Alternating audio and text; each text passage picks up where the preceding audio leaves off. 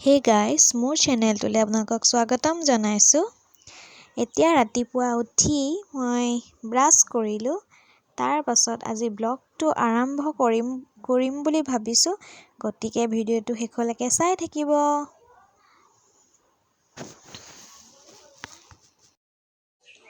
ৰাতিপুৱাই শুই উঠি পেলাই ফুলবোৰ চালে অকণ মনটো ভাল লাগি থাকে দিনটোলৈ। এয়া দেখিছে, সৰু সুৰা এখন আমাৰ ফুলৰ বাগিচা এখন মায়ে কৰা হয়। যিহেতু এতিয়া অলপ সৰু সুৰা বজাৰ কৰি আনিব লগা হ'ল, গতিকে এতিয়া গৈ আছোঁ আমি বজাৰ কৰিবলৈ।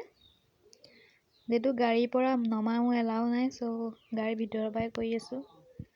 এয়া দেখিছে, এইবোৰ ল'লোঁ। কেনেকুৱা লাগিছে বাৰু?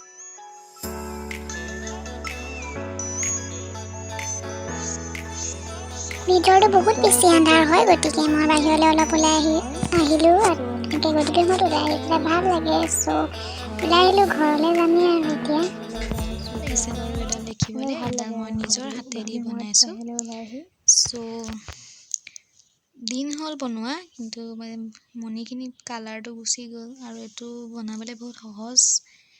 আৰু ঢেৰ এনেকুৱা কিবা কিবি আছে, সেইখিনি ক'ত সোমাই আছে নাজানো। এডালকে পালোঁ, এডালকে আপোনালোকৰ মাজত শ্বেয়াৰ কৰিছোঁ। কেনেকুৱা পালে কমেণ্ট বক্সত জনাবচোন।